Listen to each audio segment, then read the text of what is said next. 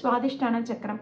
சுவாதிஷ்டான சக்கரம் என்பது மூலாதார சக்கரத்துக்கு மேலே இருக்கு. அதாவது என்னன்னா, நம்முடைய தொப்புள் கொடி இருக்கு பார்த்தீங்களா, அந்த தொப்புள் பொட்டு அதுலேருந்து 4 இன்ச்சு கீழே தான் சுவாதிஷ்டான சக்கரம் இருக்கு.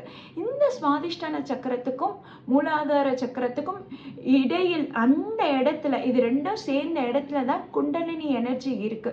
இந்த குண்டலினி எனர்ஜி என்பது எப்படி எழுப்பணும்னா, நம்முடைய 7 சக்கரங்கள் ஒரே நிலையில இருக்கு பார்த்தீங்களா, அதை நம்ம விழிப்படைய வச்சு ஒரே நிலையில எனர்ஜி கொடுத்து ஒரே மாதிரியான சைஸ்ல நம்ம வச்சுட்டு இருக்கும்போது அந்த குண்டலினி எனர்ஜி எழுப்பும் போது நமக்கு நல்ல நிறைய ஆற்றல்கள் ஏற்படும். நம்முடைய சிந்தனைகள், நம்முடைய எண்ணங்கள், நம்முடைய ஆசைகள் எல்லாமே நிறைவேறும். அந்த குண்டலினி எனர்ஜி எழுப்பும் போது நம்முடைய சக்கரங்கள் அனைத்தும் சரியாக இயங்குகிறதா, ஒரே நிலையில் இயக்கப்படுகிறதான்றத கவனம் வச்சுதான் நம்ம குண்டலினி எனர்ஜி எழுப்பணும்.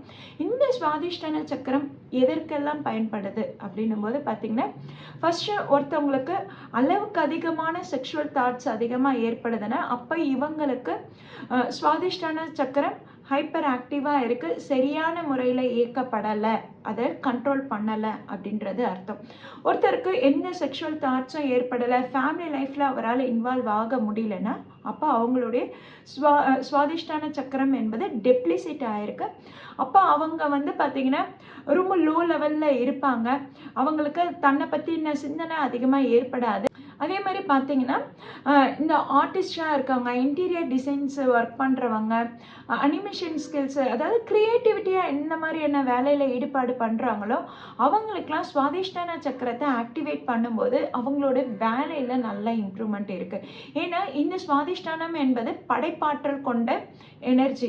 அப்போ படைப்பாற்றல் என்பது என்ன, நம்ம புதுசாக என்னெல்லாம் உருவாக்குறோமோ, நம்மளுடைய கற்பனையில் என்னெல்லாம் உருவாக்குறோமோ அது எல்லாமே இந்த சுவாதிஷ்டான சக்கரத்தால் இயங்கக்கூடியது.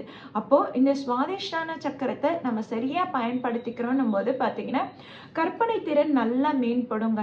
ஒரு கதை எழுதுறீங்க, ஒரு டிராயிங் வரைகிறீங்க, இல்லை நீங்கள் ஒரு கவிதை எழுதுறவராக இருக்கலாம், இன்டீரியர் டிசைனிங் பண்ணுறவராக இருக்கலாம், மீடியா துறையில் இருக்கலாம். இந்த மாதிரி இருக்கிறவங்களுக்குலாம் பார்த்திங்கன்னா அந்த க்ரியேட்டிவிட்டி மைண்ட் ரொம்பவே இம்பார்ட்டண்ட். அந்த க்ரியேட்டிவிட்டி, அந்த ஐடியாஸ்ன்றது ரொம்பவே இம்பார்ட்டண்ட். அப்போ இவங்க எல்லாமே அந்த சுவாதிஷ்டான சக்கரத்தில் கவனத்தை வச்சு வம் என்ற வார்த்தையை சொல்லி மெடிடேஷன் பண்ணிட்டு வரும் பார்த்திங்கன்னா சுவாதிஷ்டான சக்கரம் சரியாக இயங்குது.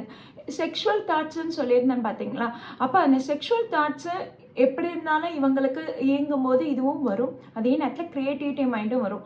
நீங்கள் எதில் ஃபோக்கஸ் பண்ணுறீங்களோ அதில் நல்ல முன்னேற்றம் அடைவீங்க. ஸோ ஒருத்தருக்கு செக்ஷுவல் தாட்ஸ் ரொம்ப அதிகமாக இருக்குன்னா அவங்க அதனுடைய எண்ணங்களை குறைச்சிட்டு அவங்க க்ரியேட்டிவிட்டியாக அவங்களோட வேலையில் அவங்க என்ன வேலை செய்கிறாங்களோ அதில் என்ன இன்னோவேட்டிவாக செய்யலான்னு அவங்க அதில் கவனம் செலுத்தும் போது அப்போ அவங்களோட வேலை திறன் மேம்படும், அவங்களுடைய வாழ்க்கை திறனும் உயரும். ஸோ சுவாதிஷ்டான சக்கரம்ன்றதும் உங்களுடைய வேலை தொழிலுக்குள்ள ஒரு நல்ல முன்னேற்றமாக இருக்குங்க. இந்த சுவாதிஷ்டான சக்கரம், அதுக்கப்புறம் பார்த்தீங்கன்னா மூலாதார சக்கரம், இது எல்லாமே லோயர் பாடி சக்கராஸ். நம்முடைய லோயர் பாடி சக்கராஸில் நம்முடைய லோயர் பாடியில் இருக்கக்கூடிய சக்கரங்கள். அதனால் இந்த உலகத்தில் நாம் வாழ்வதற்கான முயற்சிகளை ஏற்படுத்தக்கூடிய மையங்களாக இது செயல்படுது. இந்த இடத்துல தான் அதற்கான ஆற்றல்கள் நிறைந்து இருக்கு.